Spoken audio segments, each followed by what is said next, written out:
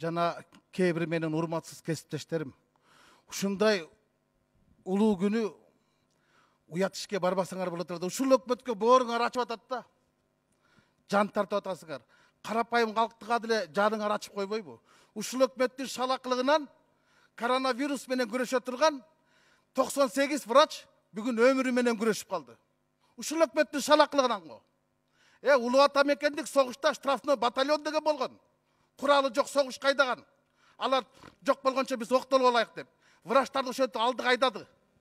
Анан ар бирине 200 миңден кенемте пул дейт. Бул келеке пул да. Келеке пул да. Анан дагы комиссия түзөбүз дейт. Токтоткула комиссиясын. Урматтуу өкмөт.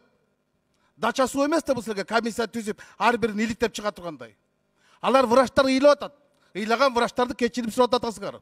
Убакыт келет, барыңар эл алдында кечирим сурайсыңар. Чындыгы ушул. Вирус бар болсо, вирустун артында минус бар. Минустун артында чоң саясат бар. Дүйнө дүрбөлөнгө түшүп атат. Тигинчи адам өлдү, мынча адам өлдү деп. Бирөөңөр жооп бере аласыңарбы? Кытайда 2 саатта канча адам өлөт? Жөн эле. 3000 адам өлөт. 3 айда коронавирустан 3300 адам өлдү. Эмне үчүн Кытай менен чектеш Непалда, Бутанда, Вьетнамда, Лаосто, Камбоджада, Монголияда бир дагы адам набат болгон жок. Эмне үчүн?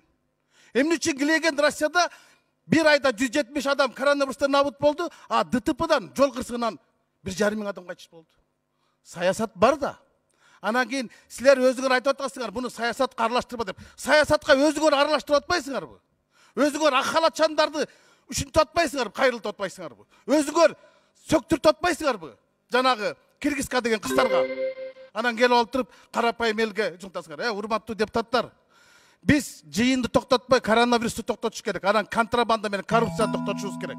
Урматтуу Кубатбек Айылчевич, тилекке каршы мен сөзүмдү улантайын десем уруксат бербей койдуңар. Бирок мен улантып коеюн, угуп алыңыз. Ар бир ооруну жуктурган биздин врачтарга, ак халатчандарга силер 200 миң сомдон деп айтып атпайсыңарбы? Бул шылдың. Мен сунуш кылам, керек болса кесиптештерим колдоп берет болуш керек. Жанагы атайын эсепке түшкөн акчадан, ал элдин акчасы. Ошол элдин акчасы элди коргоп калган, элди кылган, эрдик кылган ак халатчандарга ар кимисине 1 миллион сомдон бөлүп беришиңиз керек. Силер комиссия түзүп алып арыктай тургандай бул эме эмес. Керек болсо биздин ак халатчандардын көрсөткөн эрдиги улуу ата мекендик согушта көрсөткөн эрдик.